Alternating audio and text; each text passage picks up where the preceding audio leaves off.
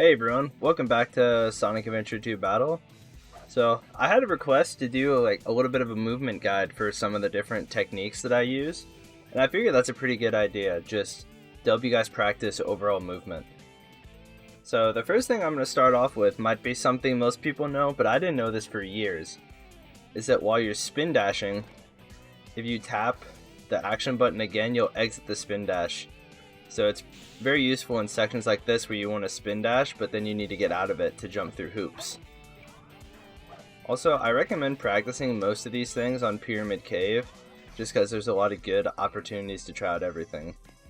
So you see spin dash, hit the button, hit the action button, and then you're out of it.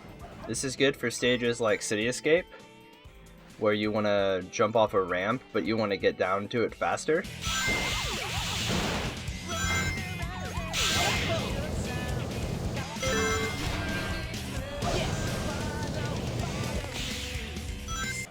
So next, in this Pyramid Cave, I'm going to go a little bit further, and I'm going to try to explain a spin dash jump.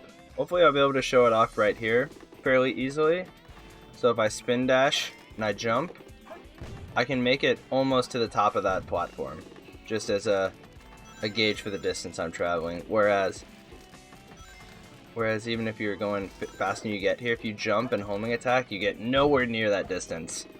So it can definitely help you clear gaps more.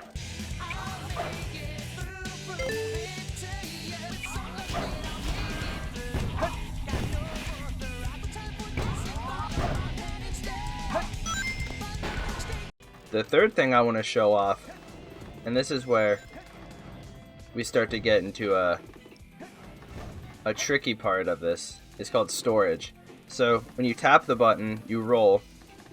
And when you hold the action button, it turns into a spin dash. But while in the time in between the roll and the charging of the spin dash, Sonic will actually have the hitbox of the roll, which means you can go under objects like gates in Metal Harbor, and you also have a damaging hitbox, so you can just run into enemies and kill them with storage like that, which can be pretty helpful in some circumstances. So I recommend coming to this level and trying it. So just hold down X for a little bit, like more than a tap but not long enough to start the spin dash. But you don't even have to do that, because you can just start holding it when you're going into an enemy and then release, like what I did to fight that guy.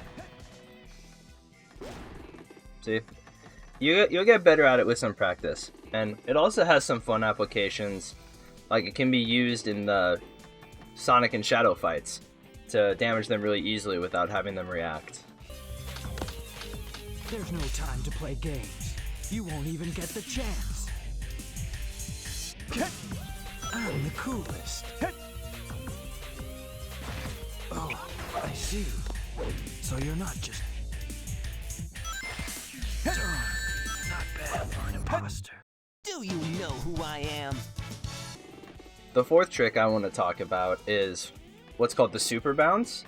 So if you bounce like this, you get some height, but if you spin dash at a wall, jump, and then bounce very quickly, then your horizontal momentum from the spin dash will be transferred into vertical momentum, and you can get to some pretty crazy heights like that. So like this room, you normally need to throw this key onto here to get through the gate, but you can just super bounce right over it. It can also just help you recover.